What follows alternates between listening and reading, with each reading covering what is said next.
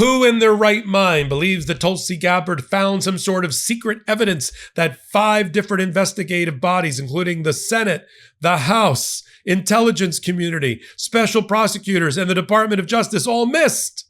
Tulsi Gabbard said she's got the makings of seditious conspiracy at the highest level in the 2016 election. And Donald Trump then said Obama should go to jail. I don't even understand any of it. At least I don't understand any of the connective tissue related to that. And does anybody really believe that Tulsi Gabbard is bright? I don't think Tulsi Gabbard is bright enough to pump her own gas or do her own shopping and use the scanner at a supermarket or a Home Depot. So you think I think that she's able to have found in 2,500 pages that was missed by John Durham, the special prosecutor, Robert Mueller, the special prosecutor, the Senate Intelligence Committee, including Marco Rubio, the Intelligence Assessment Committee? You think that she found something that shows that the intelligence community conspired against Donald Trump to find that the Russians were trying to make him president? The Russians are trying to make him and keep him as president. So are the North Koreans, and so are every other troll through Facebook and social media and AI and the rest. We all know that. We don't need somebody to tell us that. It's obvious. Our enemies are stronger when we're weaker. Our enemies want us at each other's throats, and so does Donald Trump in order to win election. They're in the same rowboat, rowing in the same direction. I cover it all on my new podcast, The Intersection, and here's a clip. All right, so let me wrap up The Intersection with Tulsi Gabbard, because I have to. So Tulsi Gabbard, I was wondering why they were keeping her around. They left her out of the intelligence briefing related to the Iran bombing. She hasn't been heard from in the last month or two. And I'm like, maybe she's going to get canned. You know, she was never qualified to be the director of national intelligence, for which 17 different intelligence agencies report. I mean, we have a CIA director, John Ratcliffe, who's really the chief spy master. But Tulsi's there. And Tulsi, though, I see why they've been keeping her around like a crash test dummy or Weekend at Bernie's, because she gets to announce things that are ridiculous, like telling a podcaster that she's seen the evidence, including quote unquote new evidence, that suggests that there is a seditious conspiracy at the highest levels of the intelligence community for the 2016 conclusions by the intelligence community that Russia tried to interfere with the election. Let me just say this straight for anybody with a brain cell in their head. I'm not looking at you, Tulsi Gabbard. Anybody that's carbon-based. The Russians, the North Koreans, the Iranians back in the day have been trying to interfere with the elections in America forever. They do it through social media. They do it through trolls. They do it through Facebook. They do it now through AI and AI-generated things. And they've been trying to put their big fat thumb on the scale in favor of Donald Trump because they want Donald Trump. They want his erratic behavior, his conduct. They want his destabilizing nature. They want to make us weaker. They want us at each other's throats and seething. And so does Donald Trump, who is their witting or unwitting accomplice, or at least beneficiary of that interference. Now, Tulsi Gabbard could not have possibly, she couldn't rub two sticks together to make a fire. She couldn't possibly have found new evidence, which she's failed to identify.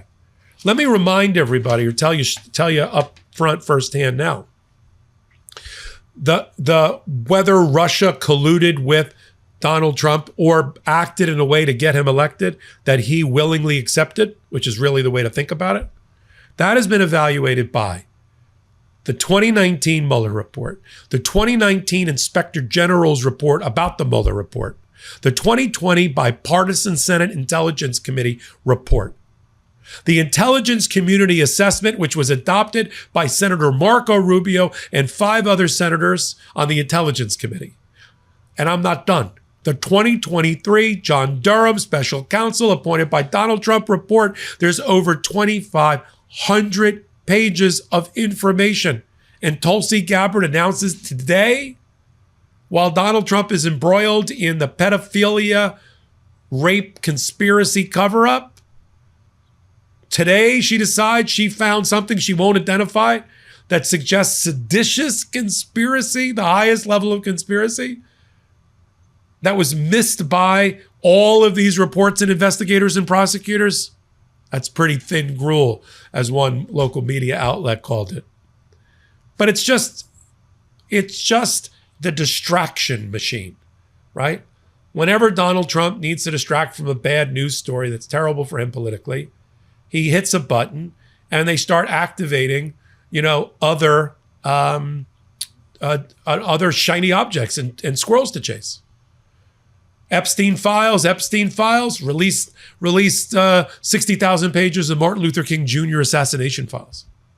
Who called for that? The family didn't even call for that. Epstein files, seditious conspiracy. I found at the highest level. I just discovered it. I'm not going to tell you what it is, though. There'll probably be criminal referrals. Donald Trump quickly posts of a meme of Obama in prison garb. What did Obama have to do with anything? 2016 election. Yeah. And the 2016 election, Trump won, last I looked. So I really don't get all this, except that right on cue, whether it's Representative Anna Luna from Florida, or Tulsi Gabbard, used to be Marjorie Taylor Greene, or Alina Habba, or Laura Looney Loomer, got the Luna and the Loomers.